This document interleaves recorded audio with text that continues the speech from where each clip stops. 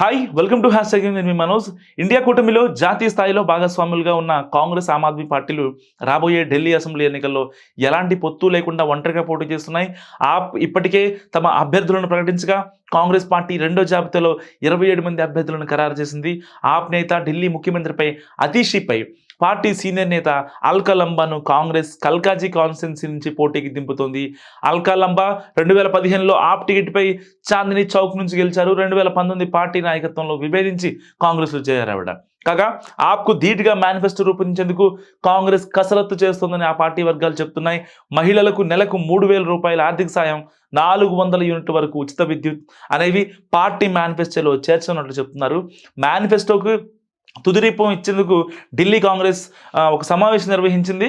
So Congress ఇటీవల 21 మందితో party అభ్యర్థుల తొలి జాబితా కూడా విడుదల చేసింది. మాజీ ముఖ్యమంత్రి షీలా దీక్షిత్ తనయుడు సందీప్ దీక్షిత్ను న్యూఢిల్లీ కాన్ఫరెన్స్ నుంచి పోటీకి దింపింది.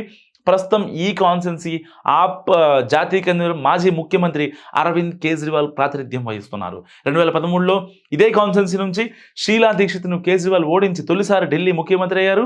సో కాగా తొలి జాబితాలో కాంగ్రెస్ ప్రకటించిన అభ్యర్థుల్లో ఢిల్లీ కాంగ్రెస్ చీఫ్ దేవేంద్ర యాదవ్, ఇంకా హరుణ్ యూసఫ్, అభిషేక్ దత్, ద్వారకా మాజీ ఎంపీ జేపీ అగర్వాల్ కుమారుడు ముదిత్ అగర్వాల్ తదితరులు ఉన్నారు.